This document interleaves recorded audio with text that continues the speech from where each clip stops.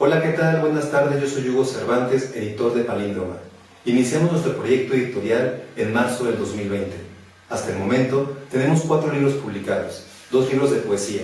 El primero, La ruptura no será televisada de Mana Muscarcelisla, y el segundo, A veces un mapa es una casa, de Samuel Lagunas.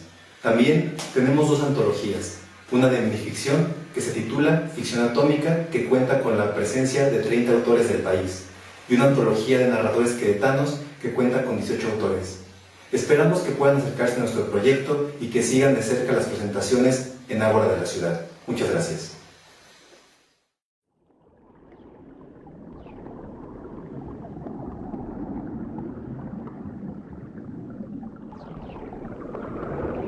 Hola a todos, bienvenidas y bienvenidos a un miércoles más de literatura en el Ágora. En esta ocasión tenemos una presentación editorial en 4 sesiones.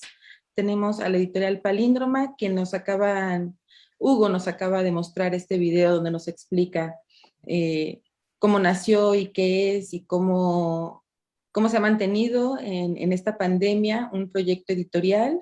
Y pues, bueno, esto es de Querétaro. Les agradezco a todos y todas por acompañarnos. Voy a presentar a nuestras invitadas y a nuestro invitado. Ana Clara Muro, hola, mucho gusto. Es poeta, Hola. escritora y editorial de Palíndroma. Escribió Princesa de Amar y No ser la Power Ranger Rosa. Es maestra en estudios históricos por la UAQ. Dirige el proyecto audiovisual Válvula Atómicas. Mucho gusto, bienvenida. Gracias. Elsa, de Celaya, es escritora y docente, es doctora en estudios latinoamericanos con especialidad en literatura por la Universidad de Cambridge, eh, donde recibió la beca Gates Trust, espero haberla pronunciado bien, para estudios de la maestría y doctorado. Fue becaria del programa PECDA en Guanajuato en la categoría novela durante el periodo 2018-2019 y becaria del 10º Encuentro Nacional de Escritores Jóvenes en Monterrey. Actualmente docente en Humanidades en el Tecnológico de Monterrey y en la Universidad de Anáhuac. Bienvenida, muchísimas gracias por participar. Muchas gracias. Y Moisés, un personaje de la ciudad de Jalapa, actualmente está en el proyecto Imperial Librería, muy conocido en la ciudad. Estudió psicología en la Universidad Veracruzana, aunque ahora se dedica a la ociología. Bienvenido. Muchas gracias. Pues bueno, aquí estamos en torno a la presentación del primer ejemplar que escogimos para esta sesión, 442, Narradores Queretanos. Y pues bueno, dejo a Moy y a las chicas para que nos hablen un poco más del editorial y de lo que vamos a encontrar en este libro. Muchas gracias. Gracias a ti. Bueno, pues muchísimas gracias por la invitación. Estamos, la verdad, muy contentas, Elsa y yo, de poder platicar con personas de otros estados sobre este libro que parece de alguna manera algo muy local, pero creo que no es tan, o sea, en el nombre tiene el nombre del estado, eh, pero creo que de alguna manera siempre hablar de lugares no es, o sea, termina no siendo totalmente local, ¿no? Siempre hablamos en Querétaro, es una cosa muy recurrente.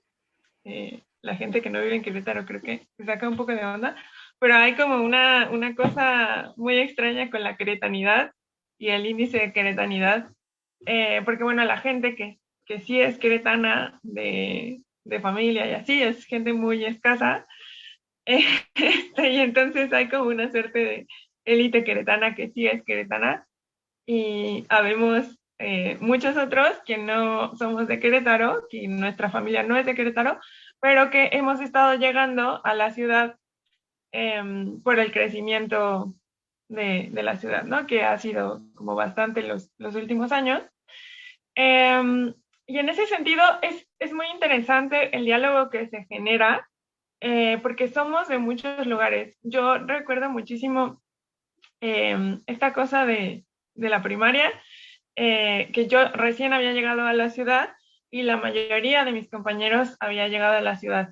Y conforme pasaba el tiempo, pues como que fui conociendo más y más personas que recientemente habían llegado a la ciudad, y que además, no sé, aunque la ciudad se va transformando, permanece esta idea de lo queretano y de lo que, de lo que es, no sé, como incluso hasta el hecho de manejar de cierta forma, ¿no? Ese tipo de cosas, se quedan ahí muy permanentes como en el imaginario colectivo. Pero entonces, a mí me gusta mucho esta idea de una antología que se llama Narradores Queretanos, y que paradójicamente pues es una antología muy diversa y que creo que pasa mucho con las ciudades del país en general, ¿no? Somos un país que tenemos como un chorro de movimiento, eh, y no sé, o sea, establecer un diálogo a partir de un pretexto como es un libro, o sea, una antología random cualquiera, se vuelve, no sé, interesante porque podemos ver como ciertas visiones de una generación, ciertas visiones de, no sé, simplemente pensando en gente que no vive en la Ciudad de México, ¿no? Y cómo vemos el mundo, personas que no vivimos en la Ciudad de México y que de alguna manera siempre tenemos ahí una suerte de resentimiento extraño de no vivir en la Ciudad de México. Y en ese sentido, pues yo he visto que hay como cierta comunicación, ¿no? Con personas que escriben desde otros lugares. Y no sé, bueno, en general eso, me gusta la diversidad, pero no sé, Elsa, ¿tú qué piensas sobre esto en particular? Bueno, bueno, a mí en primer lugar, pues muchas gracias por la invitación y también gracias por la invitación de Palíndroma a ser parte de esta primera antología de narradores queretanex. Creo que es un ejercicio interesante. Igual, yo soy de Celaya, Guanajuato. Bueno, ahí nací. Luego mi vida ha sido un nomadismo que complejiza mi identidad. Pero creo que el llegar a Querétaro siempre, como dice Ana Clara, es una invitación a preguntarse qué significa este espacio, qué significa el Bajío. Para una celayense, Querétaro siempre era la ciudad a la que ibas los fines de semana. Ibas a Plaza del Parque y al centro, y entonces era como este lugar otro, pero pues somos al final ciudades vecinas. Entonces, a mí me ha dado la oportunidad de estar aquí y trabajar en torno a otras escritoras y escritores, de descifrar, ¿no? ¿Qué es la queretaninidad? ¿Qué es el Bajío? ¿Qué significa ser del centro del país? Con esta herencia de conservadurismo, con esta religiosidad, con estas prácticas pues, sociales que ocultan muchas cosas, y pues no sé, que creo que tendemos a leer como bastante, hay una hipocresía, una doble cara, ciertas fachadas que se quieren mantener, y eso hace que haya un montón de ríos subterráneos que creo que al final emergen en nuestro arte, ya sea desde la literatura o en otras prácticas. Entonces hay mucho que cuestionar y creo que esos lazos son los que nos unen, ¿no? Estamos en un territorio que es un poco una interrogante y también nos pregunta siempre cómo es que perteneces aquí si no tienes esta familia, este linaje, este conocimiento. Entonces a mí se me hizo muy interesante y también muy valiente de parte de Palíndromo decir, vamos a hacer una antología de narradoras y narradores queretanos y queretanas, pero la gente no necesariamente nació aquí, ¿no? Pero la gente no necesariamente tiene un linaje. Lo que nos une es que estamos en el mismo espacio y el mismo momento histórico, y estamos haciéndonos estas preguntas sobre, pues, cómo escribimos desde esta ciudad, que es la provincia y que tiene mucho de esta provincianidad, ¿no? Por ser, pues, la ciudad tan simbólica también históricamente en México, bastión de muchas ideas pues tradicionales de qué es la patria, qué es la religión y qué es la familia, ¿no? Entonces, creo que ha sido fascinante leer todo lo que hay en este libro, ¿no? Sí, y bueno, no sé, también sería interesante saber la opinión de Moy porque, o sea, no sé, como que pensando en esta contraposición con Jalapa, Jalapa es, por lo menos, la impresión que a mí me dio de la única vez que fui hace un poco, Pues es que es una ciudad como mucho más abierta, y el hecho de que sea una ciudad tan estudiantil, no sé, siento que le da como un aire mucho más flexible. Acá, no sé si se siente en el libro, pero sí hay de repente, una sensación muy opresiva de cómo, cómo vivimos. No sé, o sea, debe ser, aunque compartimos esta provincianidad, ¿no? Debe ser algo muy distinto vivir en una ciudad como Bueno, Jalapa. sí, es una ciudad muy, muy particular, es una ciudad muy extraña, siempre he pensado eso, es como distópica. Eh, tú lo debes saber muy bien, que es una, o sea, ahorita trataba de recordar si había alguna antología contemporánea, porque sí ha habido varias antologías de cuentos de narradores veracruzanos, pero sobre todo han sido más bien de Sergio Galindo, vamos, Sergio Pitol, o sea, como los consolidados. No ha, hasta donde yo recuerdo, no ha habido o no hay aún todavía, o no sé si se esté haciendo una antología de narradores contemporáneos veracruzanos que hayan llegado a estudiar letras o alguna otra carrera afín. Eh, y ahora que escuchaban a Clara junto con Elsa, creo que compartimos esta parte. Sí, Jalapa es como una parte, es como muy compleja, es conservadora, pero liberal, o sea, es muy extraña, ¿no? O sea, por ejemplo, Jalapa fue, hasta donde sé, recuerdo, no quiero meterme en términos políticos, eso es un dato nada más histórico, el primer municipio que gana Morena, ¿no? Okay. Y es como, en ese sentido, como el que le podrían decir el punto progresivo, ¿no? De decir, es una ciudad más abierta, o crítica, pero también sigue teniendo mucho peso el clero, por ejemplo, ¿no? Ahora está muy, muy fuerte el asunto de la ley que ya se aprobó en términos generales de el aborto en Jalapa por la Cámara de Diputados y ha sido muy enconado la discusión en esos términos. Eh, a nivel de cuentos, creo que, o de prosa, por ejemplo, sí hay muy buenos narradores contemporáneos. Pienso que Jóvenes está dando una puerta que se abre a una narrativa contemporánea, como, o sea, revisaba cuando revisaba, bueno, más bien cuando revisaba el texto, la antología de narradoras y narradores Querétaro, es muy parecido, como mencionabas, Ana Clara, es quienes son cómo usan la palabra los calapeños, los que son como de esa alcurnia, ¿no? Son muy pocos, igual, o sea, yo soy, por ejemplo, yo me crecí en la costa del Golfo de México, ¿no?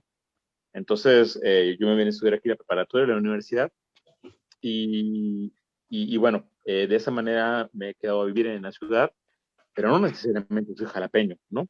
Aunque sí veracruzano, pero Jalapa es como una parte, es como una ciudad muy extraña, sí, es como un pueblo, pero no, es como de un gran crecimiento, es una zona conurbada muy fuerte, muy importante, pero bueno, o sea, esta antología a mí me parece fantástica porque puede, retrata además de diferentes etapas, no solo de lo espacial en Querétaro, sino también de cuestiones internas, emociones, experiencias personales o experiencias personales y ficción, obviamente, ¿no? Siempre cruzado de esa manera. Y en ese plano creo que hay una afinidad entre la ciudad de Querétaro y Jalapa, ¿no? Son dos ciudades relativamente medianas, aunque creo que Jalapa es más pequeña. Querétaro debe tener que 1 millón de habitantes aproximadamente. Pues creo que ya somos un poco más, pero ya no me acuerdo. Creo que es ya tal vez 2 con el área conurbada. Ajá. Jalapa, por ejemplo, estrictamente se quedó como en los 650,000 habitantes, no llegaba ni a los 800,000 ni al millón, vamos, ¿no? Aunque en la zona conurbada, como Coatepec, no sé, Banderilla, etcétera, etcétera, sí se hace un poco más amplio, pero de todas formas es una ciudad muy, muy compleja culturalmente, que se fue alimentando igual de los alrededores, de los otros municipios aledaños, y que vienen también con un conservadurismo fuerte, ¿no? Entonces, en ese sentido, no sé, pienso que puede haber, no quisiera decir esa palabra, no, yo pienso más bien que creo que hay como un resurgimiento de la narrativa veracruzana en general. En Jalapa hay, bueno, eh, conocen el caso de Laida Ventura, por ejemplo, ¿no? O de la propia Fernanda Melchor, que ella es del puerto, ¿no? En fin, pienso que hay un resurgimiento importante en el plano de la narrativa en Jalapa, aunque en la poesía también hay como unos buenos repuntes, o sea, de jóvenes, ¿no? Yo conozco a La Madre Oculta, que más bien es un fanzine. Creo que en esta modalidad de tener que adaptarse a nuevos formatos para ser publicado y publicarse o autopublicarse, yo recuerdo un fanzine un poco amplio que se llama así La Madre Oculta, y hay varios personajes de aquí de la Facultad de Letras que escriben ahí. Pero es una cosa muy chiquita, la hizo Brianda Pineda. Entonces, tal vez no como claro, o sea, este formato es el libro, ¿no? Pero yo creo que sí hay cosas ahí jalapeñas, veracruzanas, solamente que todavía no tienen el formato idóneo o el que se espera de una compilación que refleje lo que se hace en el estado en el momento, ¿no? Y ahorita que comentaban esto pues yo tampoco soy de Jalapa, yo vengo de la Ciudad de México, llevo aquí 10, 11 años y sí fue un choque. He visitado Querétaro, Morelia, sí son ciudades mucho más tradicionales, más apegadas a ellos mismos, pero aquí Jalapa, al llegar tanto estudiante, todos los años, como que se le perdió, o tal vez no se perdió el peso de los jalapeños, pero sí hay una diversidad de personas que llegamos aquí y nos hicimos de la ciudad, que ya es diferente, es difícil ver dónde termina uno, terminan otros, ¿no? Es muy interesante la geografía y cómo esta nos impacta en nuestros procesos, ¿no?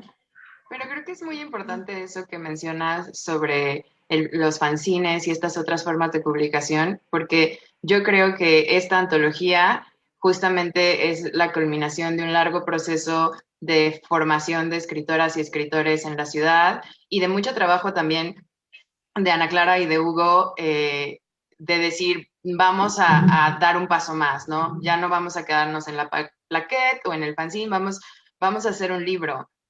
Y lo más interesante es que no es el final. O sea, esta antología es la primera de lo que se espera sean varias, ¿no? O al menos que haya una segunda. Entonces, no es una aseveración, es una pregunta.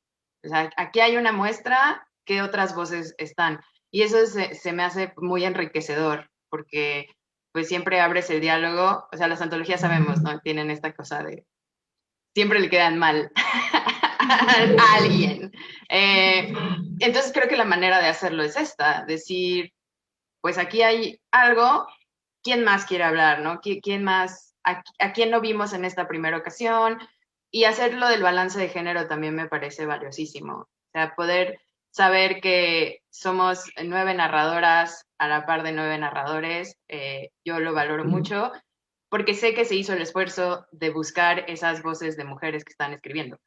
Que siempre hay que hacer más trabajo porque tienen menos espacios, posiblemente trayectorias pues distintas, ¿no? Entonces no sé si Ana Clara nos quieras contar más de esa parte que a mí me parece pues bien importante decirlo. Sí, pues justo estaba pensando ahora que dicen de Jalapa que apenas, bueno, que hay como algunos fanzines y probablemente hay por ahí algunas plaquettes, ¿no? O, bueno, como estas publicaciones que son más chiquitas, ¿no? Que no son como el libro con su ISBN y toda la cosa. Pero sí es importante pensar en, como lo dices, ¿no? La culminación de un proceso, porque bueno, finalmente las personas que están publicadas ahí son personas que hemos conocido o nos hemos conocido a lo largo de muchos años en estos otros pequeños proyectos, o bueno, pequeños y no tan pequeños, pero que han publicado con, pues sí, en otros proyectos que son más bien de plaquettes o que son de fanzines, o nos hemos conocido en talleres, y entonces, bueno, nosotros sabemos que están ahí, ¿no? Y o bueno, que estamos ahí, que escribimos, pero obviamente que el formato libro implica una serie de cosas. La primera es dinero y o sea, como no sé, un trabajo mucho más complejo que a lo mejor, no sé, una plaqueta o un fanzine, pero que no podría haber sido antes, no podría haber sucedido antes porque no teníamos las condiciones o no existían las condiciones. Sin embargo, todo este trabajo, todas esas pequeñas publicaciones nos sirvieron para conocer a las personas que sí están publicadas, y lo que siempre decimos es que justo no conocemos a todas las personas, que probablemente hay muchas que se escaparon porque pues no sabíamos de su existencia.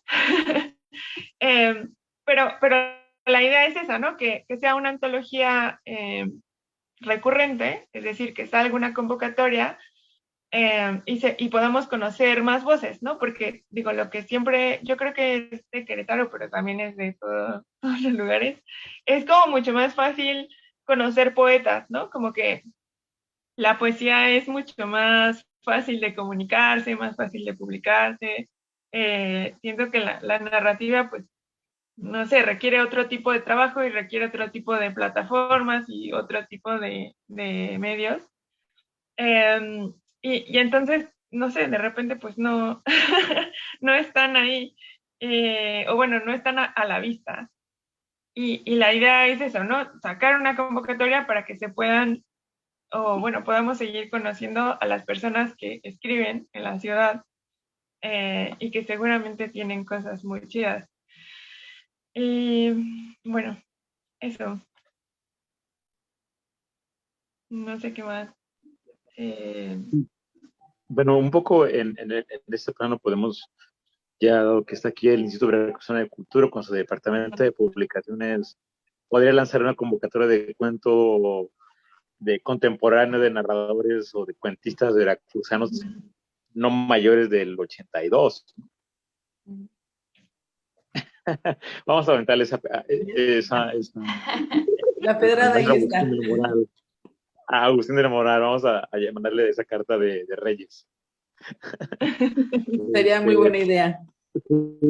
Sí, se me había olvidado lo de Brianda, que es una muy buena iniciativa, y también me estaba acordando, aunque más bien en la categoría de ensayo, lo de criticismo, que no sé si ustedes lo conocen, que hace Pablo Sol Mora, pero es más bien son reseñas literarias y que, bueno, está involucrándose cada vez más jóvenes de la Facultad de Letras, y que, bueno, pero es más bien en categoría de ensayo, no tanto en cuento, que eso estaría bien.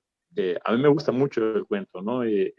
Son, creo que, de los géneros literarios que más disfruto, sobre todo, aunque no me gusta tanto el microrrelato. El microrrelato así de media cuartilla, me quedo todavía con ganas de más, ¿no? O sea, soy como de 3 páginas, 5, 2, máximo 10, no sé, no, depende. Pero el microrrelato, cuando una vez practicaba con un cliente y me decía, no, el mejor microrrelato es de media de un párrafo, ¿no? Y decía, ¿en un párrafo? ¿Cómo desarrollas el argumento, el inicio y el final, no? Yo no, son géneros, ¿no? Que a los que les gusta. Y digo, bueno, hay antologías de microrrelato, ¿no? Y que son válidas. A mí no sé más de cuento. Me gusta más ese cuento, a lo mejor clásico. Eh, pero bueno, lo que estaba haciendo Brianda o lo que hizo Brianda, que no recuerdo si eran cuentos de 2 páginas, 3 páginas, aproximadamente en esos facsímiles, ¿no? Cortitos, Y que eran bueno, muy esto cortitos. era relato corto, ¿no? Sí, yo recuerdo que eran, y además el formato era de un cuarto, ¿no?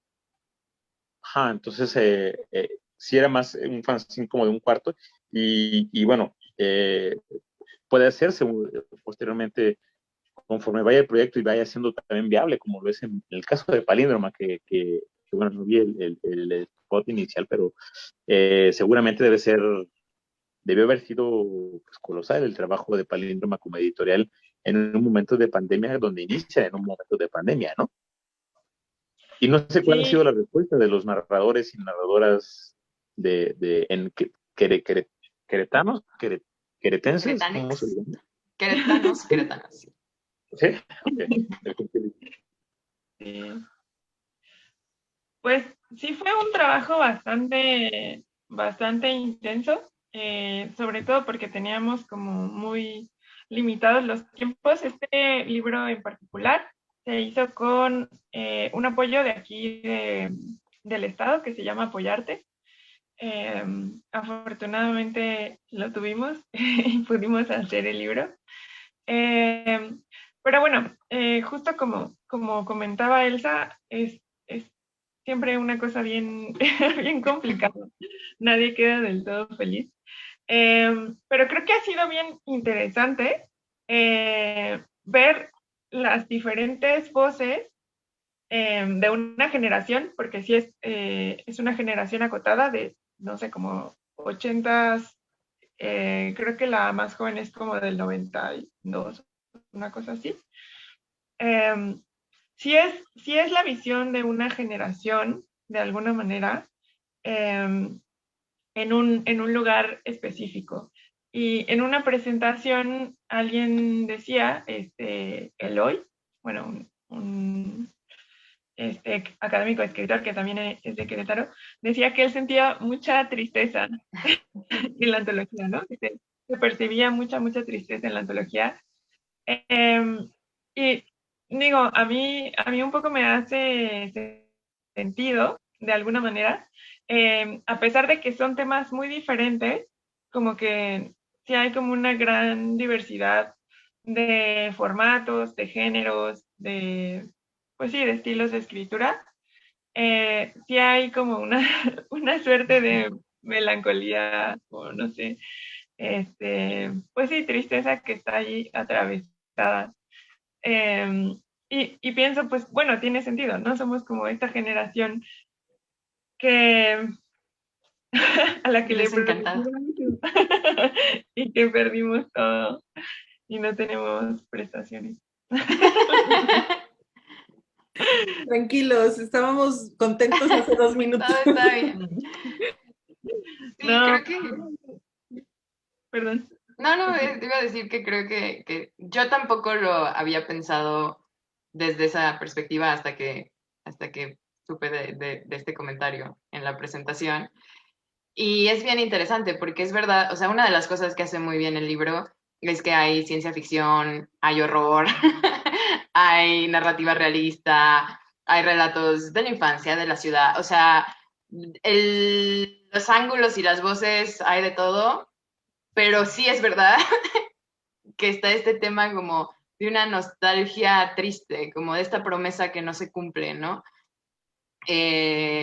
No tanto una traición entre personas, sino casi una traición como del destino en muchos de estos relatos, que, que sí, tiene sentido con esta generación, que de alguna manera pues somos personas críticas, pero que también vivimos esta promesa fallida de la democracia y promesa fallida del neoliberalismo, ¿no? Ni el país, ni la democracia salvó a nadie, ni el Tratado de Libre Comercio nos hizo cosmopolitas de primer mundo. O sea, entonces, pues creo que ese esfuerzo de juntar todas estas voces para hablar de un momento es muy valioso y es parte de lo que hace este libro muy especial. Y bueno, justo, bueno, creo que no sé si vamos a ir cerrando, pero creo que podríamos hacer un poquito de énfasis en esta diversidad de narrativas que podemos encontrar en la antología, porque bueno, así como mencionaba Elsa, no sé, hay como algunos relatos de ciencia ficción, ¿no? O hay uno en particular como que va hacia la distopía, está también este relato de la vida cotidiana, ¿no? Está un poco como desde lo personal, hay algunas voces. A ti, Moy, ¿qué te parece? O bueno, ¿qué puedes encontrar en esta diversidad narrativa estilística, pensando como en la narrativa contemporánea, ¿no? En general. Como que eres Sí, o algo así. sí, bueno, por ejemplo, un poco quería, ahorita me estaba acordando de un poco de tu cuento sobre la forma de cómo de retener a tu chico. ¿Era cómo? Sí, un poco, era ¿Cómo así. sobrevivir a los chicos cool? Y bueno, con el de Elsa. Y bueno, sí, y bueno, ver cómo el asunto de... es esta y ahorita me acordaba un poco de Proust con el asunto del tiempo perdido, ¿no? No, de estos cambios en las ciudades que se vivieron o que vivimos. En Jalapa yo tengo viviendo desde finales como mediados de los 90, y he visto como la transformación, ¿no? De la ciudad, y que también me resonaban muchos cuentos al respecto, ¿no? Esas inquietudes, eh, pues nostalgias, ¿no? Pero además, esas nostalgias que tienen un impacto en lo propio. Eh, Puntos o lugares comunes que a lo mejor eran característicos de Querétaro y que ya se fueron, ¿no? Que decías, pues cuando tenía 12 años, este era un punto referencial y ya no está. Ahora está una mega plaza enorme, ¿no? Y etcétera, etcétera, como el cuento de la camioneta, ¿no? O sea, cosas así, vamos, ¿no? De distópicas, de esa diversidad de miradas, hombres o mujeres, son súper valiosas porque dan un testimonio no solamente ficticio, sino también histórico de algo interno, pero también externo. Siempre es un juego doble, ¿no? Y eso es lo que me gusta mucho de la antología, que pudo o que puede resolver o que pudo resolver esos vacíos de un espacio que yo soy muy encerrado, casi nunca salgo de Jalapa, solo voy a ver a mi mamá de la costa. Entonces, eh, soy muy encerrado a ver como otras realidades, soy muy cerrado, excepto por la literatura, ¿no? Y cuando leía la antología, decía, pues se me antoja ir a Querétaro, ¿no? Porque veo o leo, ¿no? Muchas imágenes que de repente puedo discernir y decir, es muy parecido a Jalapa. Y eso es como lo que un poco puedo percibir de esta antología, y de repente pensaba por eso, decir, un poco en Jalapa también podría haber como una cuestión, ¿sí? Porque ha habido esta cuestión transgeneracional de una lectura de una ciudad, pero una lectura de uno mismo, ¿no? Y esa lectura de uno mismo o del espacio exterior es sumamente importante en este momento, sobre todo porque no tenemos, como tú dices, prestaciones sociales, seguridad social, ¿no? Entonces, es algo que es muy importante, ¿no? Voy a aprovechar esta pausa para mandar a las videocartas, a las videolecturas. Vamos, por parte de Palíndroma, nos mandan 2 videolecturas para que se vayan adentrando un poquito en los textos que contiene este libro. Esto es a modo de que, pues, todos ustedes se interesen por el texto y, pues, bueno, más adelantito podemos decir dónde los podemos adquirir. Y, pues, bueno, vamos a ver estas 2 videolecturas y volvemos. Hola, soy Ana Clara Muro y mi cuento se llama Manual para sobrevivir a los chicos cool.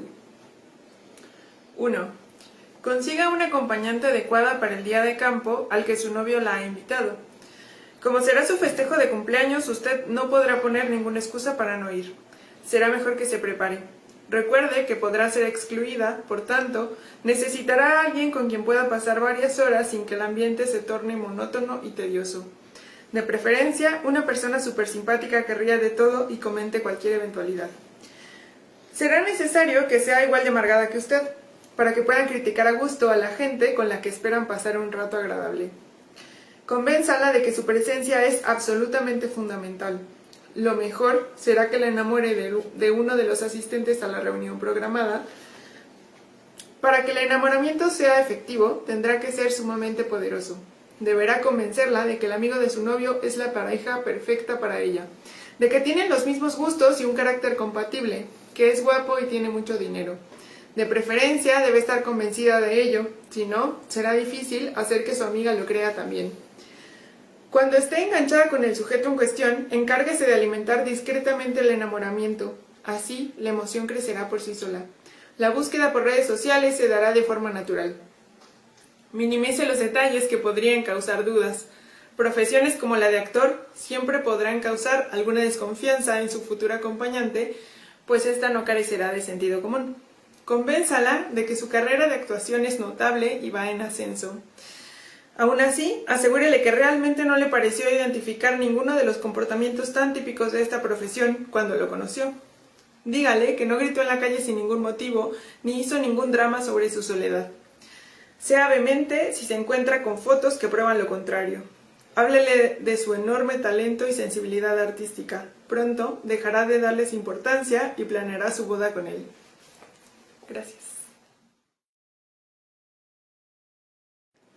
Hola, yo soy Elsa M. Treviño y mi cuento se llama La Niña. En las tardes, Pablito jugaba con sus coches miniatura y Lili lo acompañaba con el silencio resignado de una monja de 4 años. También quería participar, pero solo tenía muñecas despeinadas e inflexibles, demasiado altas y cabezonas como para habitar en aquel mundo de ruedas. Se sentaba al lado del niño y lo escuchaba murmurar las aventuras de sus juguetes en voz muy baja para que ella no pudiera oírlas, y por fin se diera por vencida, pero nunca resultó. Lili continuaba montando su guardia estoica. Un día Pablito se hartó del silencio absurdo de su hermana, fija como una calcomanía estampada en su sombra. Lili lo seguía a cada instante, balanceándose y apretando las piernas para reprimir las ganas de orinar. El gesto de dolor y los suspiros distraían al niño, pero Lili decía que no tenía ganas de ir al baño y prometía ya no moverse tanto. Pasaba unos segundos quieta y luego se reclinaba, estiraba la pierna, extendía el vestido una vez y otra con sus palmitas sudadas. Enojado, Pablito la empujó hacia afuera del cuarto, cerró la puerta y la dejó en el pasillo largo. El grito de Lili diluvió cuando se supo exiliada y pudo ver con claridad la mano blanca, pálida, los dedos largos golpeando el pilar de la sala tras el que se escondía el miedo, paciente de ella al otro extremo. Estalló con rabia, con pánico, con el terror de quien ha conocido la vastedad. Lili lloraba y Pablo lloraba también porque ya había abierto la puerta, pero Lili no dejaba de sollozar con el eco del pánico en cada chillido.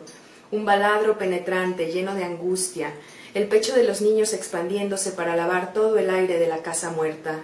Lili lloraba y Pablo lloraba, y la madre también lloraba, porque era demasiado el ruido, el desorden, la frustración, demasiado el dolor y los niños, los cochecitos desbordados, los juguetes en el piso, la lavadora descompuesta, Lili mojada en su propia pipí, las cuentas, los trastos y el padre que ya casi llegaba y todo se despedazaba y así ya no querría volver. Llegaba tarde, dormía poco y se iba al amanecer. El vecino llevaba a Lili y a Pablo a la escuela. La niña sabía que era porque su papá ya no la quería, porque lloraba tanto y las lágrimas destruían el dique de voluntad de Lili y lo mojaban todo, a su hermano y a su madre, y el miedo estaba feliz. Gracias. Muchas gracias. Vamos volviendo de estas 2 videolecturas y continuamos con la conversación. Yo creo que los procesos que cada una de ustedes ha tenido, los temas que abordan, es un punto que no nos puede faltar. Sí, pues creo que querían, no sé. Platícanos de tu proceso de escritura. De mi proceso de escritura. Bueno, en general para esta antología yo compartí un cuento que estuve trabajando un par de años antes. El cuento se llama La Niña y es una historia muy triste y mi mejor amigo cuando la leyó me dijo, de verdad estás muy loca, porque básicamente pues yo quería hablar de las cosas ocultas de las infancias, ¿no? Hablamos normalmente de niñas y niños muy felices, de padres amorosos, pero creo que particularmente en el Bajío, que es tan conservador, hay como pues muchas violencias que le pueden estar pasando a niñas y niños y que como no tienen estas voces, pues no nos las cuentan. Entonces yo quería hablar como pues de eso, ¿no? De una niña a la que le pasan muchas cosas y los adultos pues lo único que van a ver son síntomas, ¿no? La niña tiene miedo todo el tiempo, llora, está mal, pero ellos no pueden ver el mundo de la niña. Entonces yo quise cambiar la cámara hacia el otro y pues básicamente fue, sí, pensar mucho en cosas que escucho, cosas que sé, mi misma infancia donde yo era una niña bien rara y creo que de escritoras y escritores tenemos esto, ¿no? De fuimos niñas raras. Y qué puede estar pasando ahí y tratar de escarbar en la historia de esta niña, con lo cual cumplo con este dictum de que es un cuento triste y hay una nostalgia de una infancia perdida, ¿no?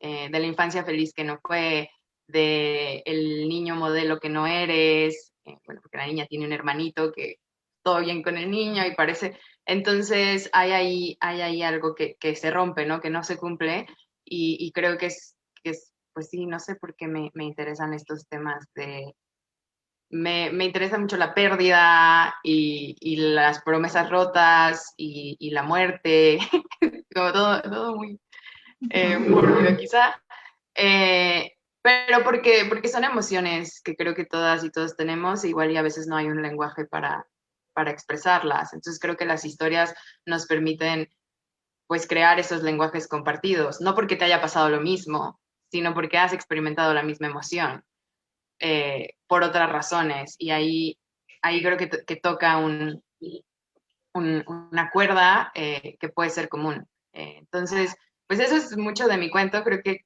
ya leyéndolo como parte de la antología, pues también lleva como estos altibajos emocionales que son muy interesantes. Viene de un cuento súper divertido, que es el de Fernando Jiménez, con el que abre. Luego voy yo con y luego vamos haciendo estas exploraciones que no toda la antología, o sea, aunque hay tristeza y nostalgia, no es que no haya cuentos divertidos o cuentos que te hacen sentir otras cosas, ¿no? Más bien estamos explorándolo desde diferentes ángulos. Como hablamos de, pues, lo triste, la pérdida, los cambios, las promesas, también las cosas feas que nos surgen, ¿no? Creo que el último cuento de Alan Sira es bastante como eh, lo otro, ¿no? No todos somos como víctimas. Entonces, bueno, creo que eso es parte de mi proceso con este cuento en particular, que luego ya no puedo leer en voz alta porque me hace llorar, porque me hace muy triste lo que le hice a la pobre niña, pero también me gusta pensarlo como parte de un todo, ¿no? De este collage. Porque además pienso, o sea, como en estos cuentos o estas narrativas sobre la familia y sobre, no sé, como estas historias que pueden ser truculentas o que pueden ser como decepcionantes incluso, ¿no? Como que la decepción está ahí clavada justo en lo que no fue, ¿no? Como la infancia feliz que no fue, la familia feliz que no fue. Y no sé, se me ocurre el cuento de Ricardo Ortega, el cuento de Fernando Goitia, también el cuento de Elisa, ¿cómo se llama? Elisa Carreño, aquí lo tengo. Que a mí es, por ejemplo, el cuento de Elisa Carreño es un cuento que me gusta en particular mucho, porque justo van como destruyendo esa idea de la familia a la que nos aferramos tanto, ¿no? Yo creo que sucede mucho en general en la provincia de México, pero nosotros que vivimos en este contexto de Bajío, ¿no? Que no se reduce a Querétaro, sino en general el contexto bajío, pues sí es muy tradicional y creo que va incluso más allá de las creencias religiosas, creo que tiene que ver con la costumbre, ¿no? Con la tradición, porque no necesariamente está presente lo religioso. Por ejemplo, pienso en el cuento de Ricardo, eh, pero sí hay una incomodidad profunda, ¿no? Hay temas que no se hablan. No sé, que también, o sea, no sé, hay que pensar en nuestras familias y ahí está eso, ¿no? Esa incomodidad en las comidas familiares, ¿no? En las fiestas. Y no sé, los recuerdos de vacaciones que estuvieron espantosas. no todo ese tipo de cosas están ahí súper, súper presentes. Sí, Incluido creo tu que eso cuento. conecta mucho también con tu cuento, con cómo sobrevivir a los chicos cool, porque es también este juego de apariencias, ¿no? Estas adolescencias donde pues vienes de estas escuelas privadas y estás tratando de ser esta persona. Y bueno, yo le he dicho a Ana Clara que a mí me parece que su protagonista es una persona horrible, igual que todos los demás de ese cuento. Y lo cual me parece un gran acierto, porque a esas edades, pues tú sientes que eres lo máximo y en realidad estás cayendo en estos mismos patrones de tu herencia del Bajío, ¿no? Estas pequeñas cosas que a nadie le importan, pero tú crees que son súper importantes, como tu vestido y si te invitaron o no al cine, o sea, que son patrones muy, muy codificados socialmente. Entonces, me parece que incluso eso, ¿no? Entonces, puedes ver cómo hay personajes en sus infancias, hay dramas familiares, luego está como este momento de juventud exploratoria, y luego están estos adultos perversos, todos en el mismo libro. Sí, justo creo que, o sea, como en particular este cuento de Manual para sobrevivir a los chicos cool, no sé, me gusta mucho esta lectura porque en algún momento un amigo de Guadalajara, Juan Carlos Gallegos, lo leyó y me decía, oye, pero, o sea, no entiendo por qué va. O sea, estoy diciendo que todo está horrible, ¿por qué está ahí? Y yo como, es que ese es el punto, ¿no? O sea, como, ¿por qué insistimos en tener esas relaciones tan espantosas, ¿no? ¿Por qué tenemos estas situaciones, o sea, tan fácil como decir, no, pues esto no me gusta o esto no está funcionando? No sé, eh, hay como una serie de requisitos sociales, una serie de costumbres, tradiciones que están ahí presentes y que nos atraviesan y no sé, que se manifiestan de maneras perturbadoras, ¿no? También el cuento de Dafne, la otra, que mi mamá me dijo que le parecía muy perturbador de una buena manera. Eh, pero justo, no sé, o sea, como que expresa, creo, la forma en la que construimos esas relaciones de amistad, ¿no? O relaciones románticas, o cómo nos relacionamos con la familia, que siempre son un poco tirantes, eh, y que, no sé, como que los afectos dependen de muchas cosas. Sí, bueno, eso no lo había pensado, ¿no? Que el libro habla mucho de afectos y formas de Sí, y creo relacionarse. que el cuento de Daphne particularmente es una forma de escapar, ¿no? También, Ujú. o sea, en el juego con la otra hay como esta posibilidad, nada bonita, pero como de salirte, de triunfar cuando todas las cartas están como malignas. Sí, sí, el cuento de Daphne. Sí. Les Sí. recomiendo que me lo lean. Este, pues sí. No sé, Moy, ¿hay algo más que quieras comentar, preguntar? Algo que... No, pues más que nada es una felicitación y un agradecimiento por esta antología bueno, supongo que debe haber réplicas en algunos otros estados, pero en particular ir conociendo esta radiografía de una narrativa mexicana, hablando en términos más amplios, eh, da pauta muchas veces para conocer otros, eh, otros yo, ¿no? Otros, ¿no? Y otros espacios. Otros espacios que definen mucho esta parte.